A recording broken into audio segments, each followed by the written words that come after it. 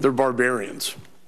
And I think the barbarians are at the gate. It's possible that there are greater numbers of foreign fighters and potentially even greater numbers of individuals from Western countries and the United States who have traveled to the conflict zones. There is a number that we don't know about. The ones we know about, the numbers of foreign fighters that have returned from Syria, from the conflict zone, every single one of those is a predicated FBI investigation run on the Joint Terrorism Task Force. All right, now we know they're fighting with ISIS. We just don't know how many could be back here right now fighting us. Welcome, everybody. I'm Neil Cavuto. Well, that startling assessment today by intelligence officials at a House hearing on countering violent Islamic extremism. Mike Emanuel in Washington following that hearing and the threat we are apparently facing big time. Mike. Well, hi, Neil. Yeah, a very serious tone was set early on by the chairman of the House Homeland Security Committee on the danger close to home. And more than 150 American citizens have attempted to or succeeded in getting to the battlefield, and we know that some of them have already returned to our shores. A big challenge for those in relevant intelligence agencies and others responsible for protecting the homeland is tracking those with American or friendly Western ally passports.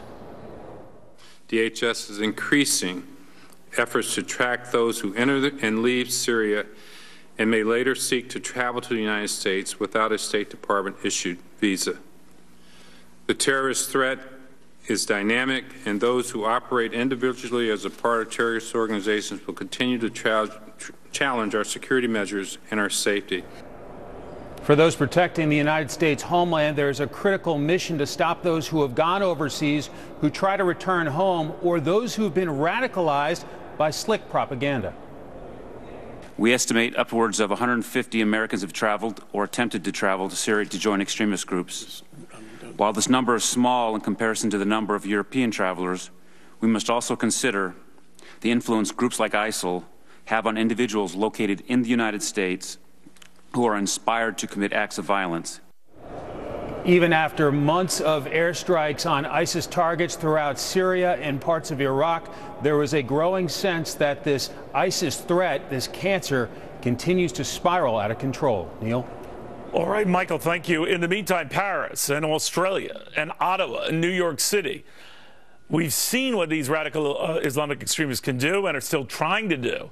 In Australia, police just foiling what they say was an ISIS-inspired plot, seizing a machete, knife, homemade ISIS flags, you name it. Former Navy SEAL Jonathan Gilliam worries the same thing could happen here. Two-part question, Jonathan. The obsession with machetes, with knives, what is that about? Well, this is a great question. I'll tell you what this leads to. We are not looking at ISIS. We're not looking at Al-Qaeda.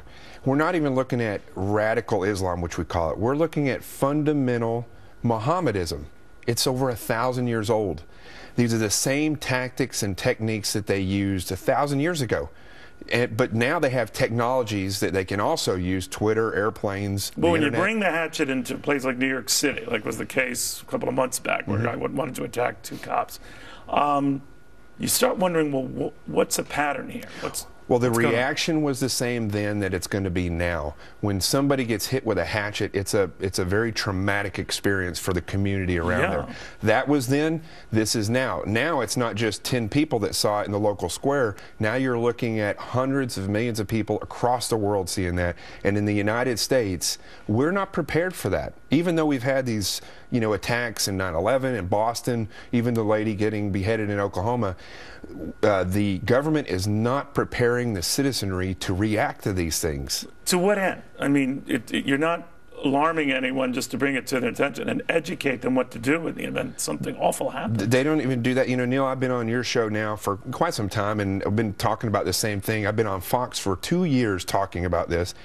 And I can go back as far as 10 years ago when I was a contractor working with Homeland Security, going all over the country, telling people, you need to secure your malls, your tall buildings, your stadiums and arenas. teaching your people. If you see something, say something. They didn't used to have that in New York City. That was a big step forward. But we've been talking about this. The experts in the field that think unconventionally have been talking about this for years, all the way back to 1979. Well, it's always been your contention, for as long as I've been talking to you, that a lot of these nefarious elements are already here. A lot of them are American-born. Sure. Forget about the ones we're trying to track flying off to Syria. I guess there have been 100 of them who've either done it or tried it. That a good many are malcontents already here. How do we sniff them out?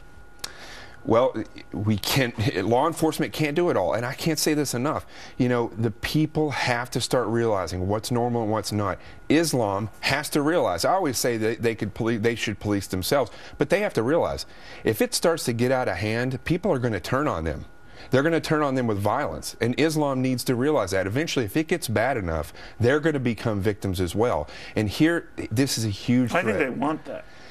Some of them do, but some of them don't, and those that don't need to realize and step up to the plate. But here's a big thing about these people traveling over. One person can travel there and come back and learn how to fight and teach 10 people. That's much easier than having 10 people come over here and infiltrate into this country. That's a real problem. That's a very good point. We don't even talk about the people who are coming over here to train these operatives that are inspired inside this country. Or that have already trained them. Or that have already trained them. We're now reactive. We're no longer active. You're right about that. Jonathan Gilliam, thank you very much. Good seeing you again. In the meantime, we keep dropping the bombs on ISIS in Syria and Iraq, but the foreign fighters just keep flowing in, to Jonathan's point. 20,000 in the latest count, 3,400 from Western countries, including as many as 150 from just the U.S. that may have reached the Syria war zone. Wayne Simmons says bombs alone will not be able to stop any of this or any of them. Why not, Wayne?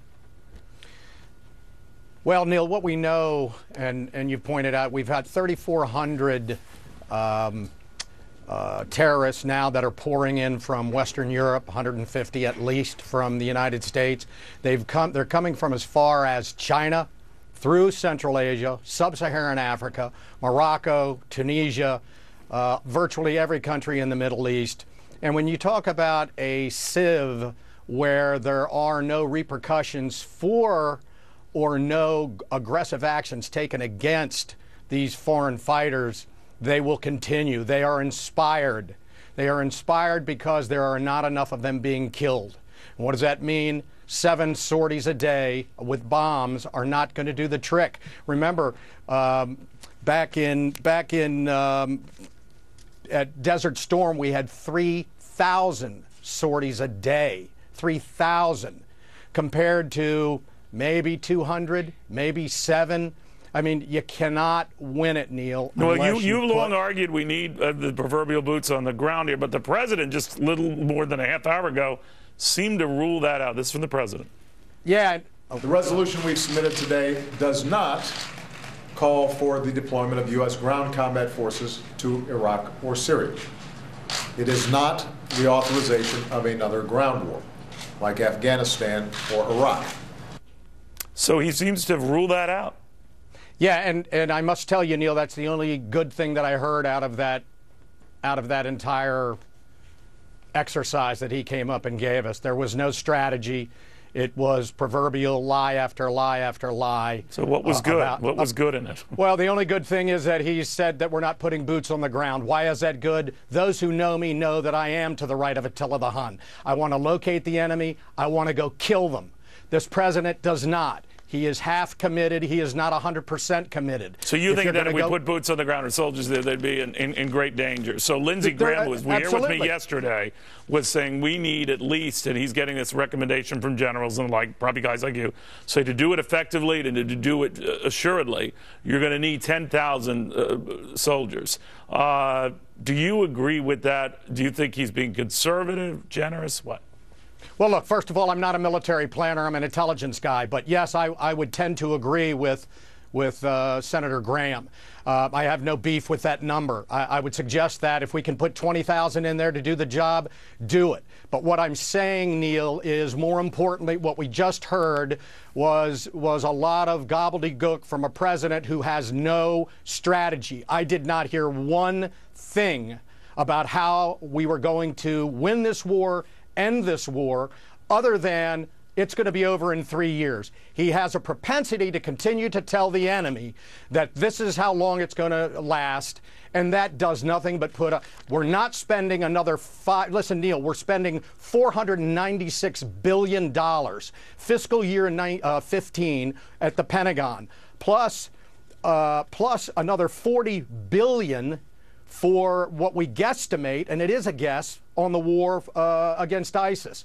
So we're going to go to the American people, and then we have contingency operations, which is another $58 billion. So let's go to the American people with no strategy and ask them to spend another $100 billion to fight ISIS. Never going to happen. We can't afford it. But more importantly, Neil, I don't want one more drop of American blood shed for a president with no strategy and no end game. It's pure politics, pure horse hockey. All right. Yeah, you had me worried that I thought you were going to finish the rest of that horse thing. Wayne, thank you very much. Good seeing you again. Always a pleasure, Neil. Well, you can't get them in line? How about just single them out? Did the president just pull a Tony Soprano on one of America's top employers? After this.